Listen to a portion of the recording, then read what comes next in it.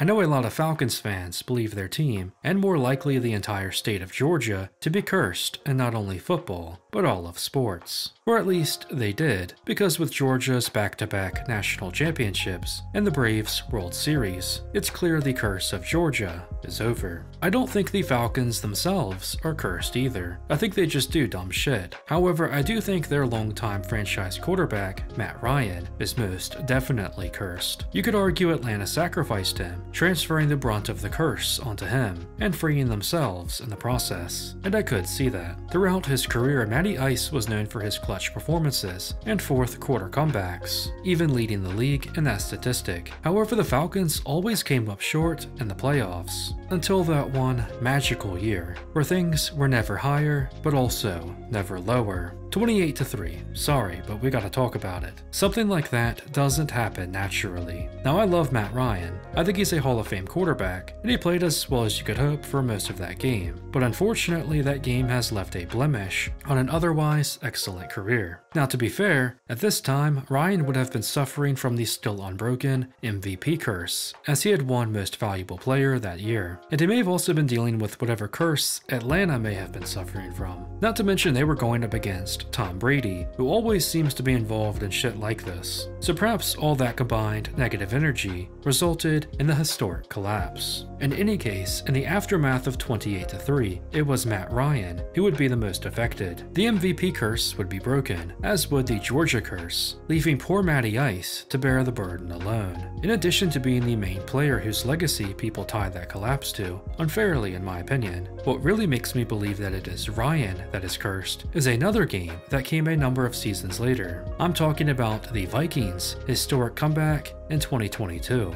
the largest comeback in NFL history. This game deserves a video of its own because there's so much football lore here. But to sum things up, Matt Ryan, now quarterbacking for the Colts, got his team up to a 33-0 lead. However, after that, the Vikings unleashed their wrath, scoring 39 points to complete the comeback and win 39-36. Minnesota was, of course, quarterbacked by Kirk Cousins, who we just mentioned is a quarterback with the power to curse others. The thing is that Matt Ryan didn't even play that poorly in this game. I think Ryan has a strong case of being the unluckiest player in NFL history. He's up there at least, and he has since retired, never really recovering his legacy and never hoisting the Lombardi. And as such, I think the curse has, unfortunately, won. I'd love to see the Iceman win one in some capacity, maybe as a coach, but until that day, I think the football gods despise him.